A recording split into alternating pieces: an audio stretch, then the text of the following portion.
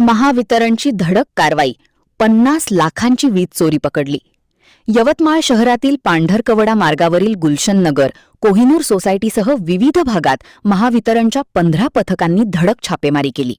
अवघ्या 1.5 तासात 50 लाखांहून अधिकची वीज चोरी उघडकीस आली. Remote control, jammer, line bypass व आकोडे टाकून वीज चोरी सुरू असल्याचे समोर आले. काही राजकीय व्यक्तींचाही सहभाग असल्याची चर्चा असून छापेमारी दरम्यान अनेकांनी घरांना कुलूप लावून पलायन केले. जिल्ह्यात 25% वीज तूट असल्याने नागरिकांनी सहकार्य करावे असे आवाहन महावितरणने केले आहे.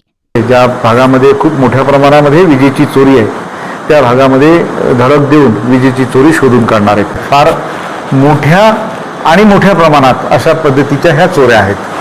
सगळ्याच पद्धतीचे याच्यामध्ये आपल्याला सापडते आहे. आपल्याला याच्यामध्ये रिमोट कंट्रोलनी मीटर बंद करणे हे सुद्धा सापडलेलं आहे. आपल्याला याच्यामध्ये जॅमर लावून मीटरचा डिस्प्ले घालवणे हे सुद्धा सापडलेलं आहे. याच्यामध्ये आपल्याला सर्व्हिस वायरला टॅप करून डायरेक्ट विद्युत पुरवठा घरामध्ये घेतलेला सुद्धा आढळलेला आहे.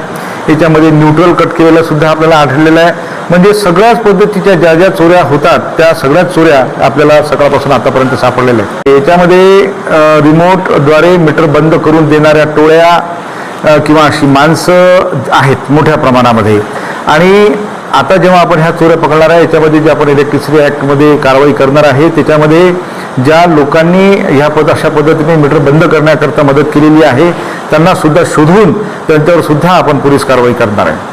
दंडात्मक कारवाई होते. याच्यामध्ये जी काही वीज चोरी त्यांनी केलेली आहे त्या वीज चोरीचं असेसमेंट केलं जातं आणि FIR केला जातो. जर त्यांना FIR केल्यानंतर जर त्यांनी तो डायलिंग प्रक्रिया टाळायची असेल तर त्याच्यामध्ये त्यांना कंपाऊंडिंग चार्जेस भरून ती केस कंपाऊंड सुद्धा करता येते. वीज ग्राहकांना मी असं आवाहन करेल की प्रचंड मोठ्या प्रमाणामध्ये विजेची चोरी आपल्या जिल्ह्यामध्ये होते आणि ह्या चोरीमुळे जो काही शासकीय आपल्याला यंत्रणा किंवा निधी जो मिळायला पाहिजे तो मिळत नाही. आपण असं म्हणूया की विजेची चोरीसाठी आपला जिल्हा बदनाम आहे आणि त्यामुळे चांगल्या पद्धतीचं आपल्या जिल्ह्याचं नाव महाराष्ट्रामध्ये व्हावं ज्याच्याकरता विजेची चोरी करू नये.